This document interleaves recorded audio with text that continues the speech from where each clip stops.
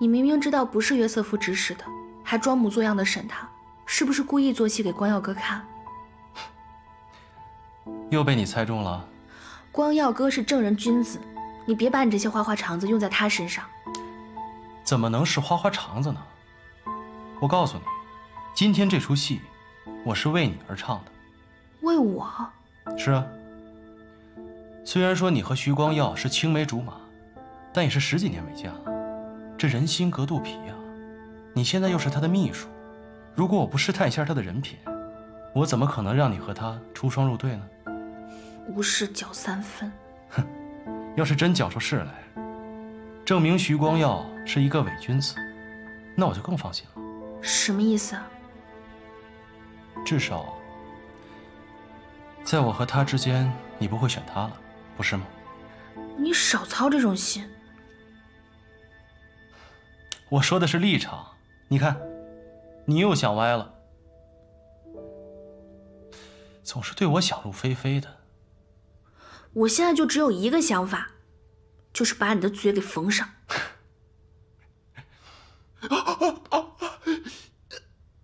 你说是谭司令派你来刺杀我的？没错，就是他。原本他有恩于我们，我们定到誓死效忠。可是我一个同伴刺杀失败，他为了掩盖自己的罪行，竟然枪毙了我们自己人，还想给我草草治一个死罪以绝后患。既然他不仁，就别怪我对他不义了。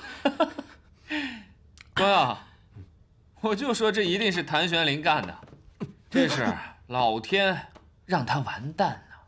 哼，自作孽不可活。少帅，就这些。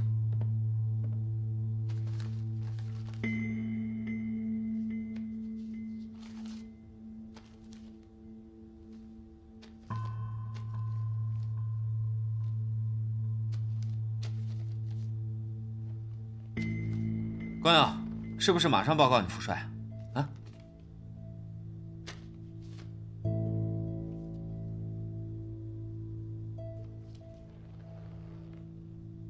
我们去看谭司令那边查得如何吧。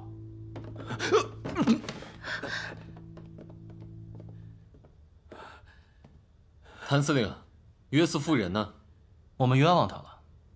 约瑟夫跟今晚的事没什么关系，我就让他走了。确实不是约瑟夫干的，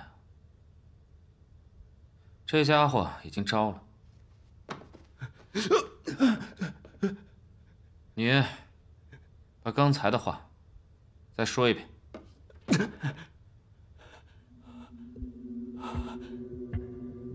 没错，就是他，谭司令，就是他。这也怪不得他，要怪就怪指使他的人实在是眼拙。怎么样，谭司令，你还有什么话要说吗？我没什么可说的了。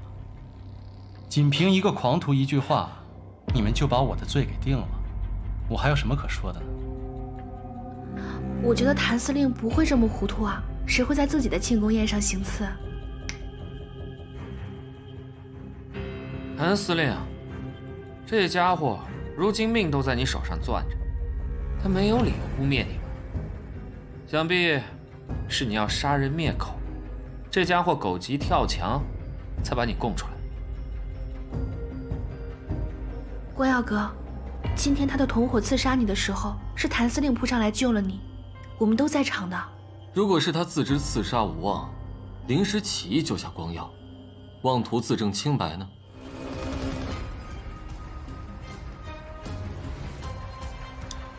徐督办，你觉得呢？在下定论之前，我想请大家看样东西。于成，在，把钱给我。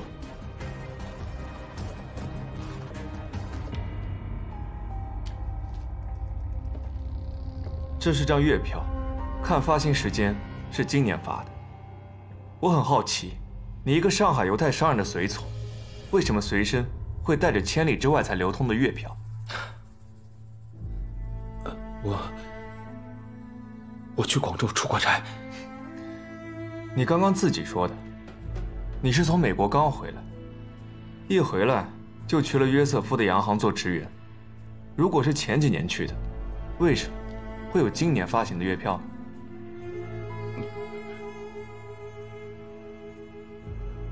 所以，你根本不是美国留学回来的，你骗了约瑟夫，你是南边派来的。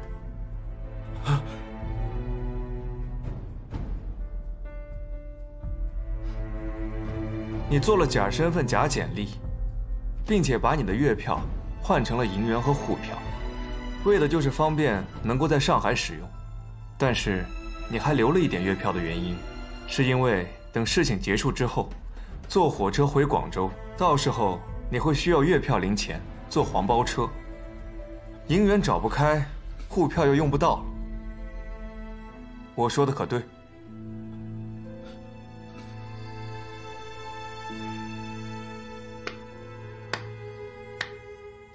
说得好，不愧是保定军校的高材生，我谭某真的佩服。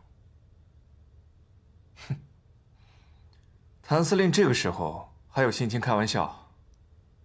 如果不是这张月票，你可洗不了嫌疑啊。因为我相信，徐督办不会冤枉我的。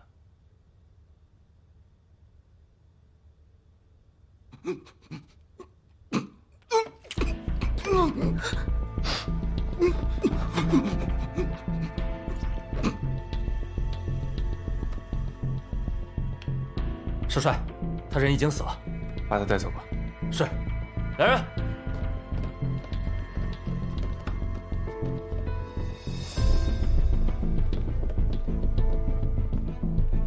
这下倒好，死无对证了。事情已经很清楚了，这件事就是南边派来的，他是想来挑拨我们与督军府的关系。人犯死前，尚未交代幕后黑手到底是谁，尚且未知。幕后凶手，我会想办法查清，但我相信这件事跟谭司令没有关系。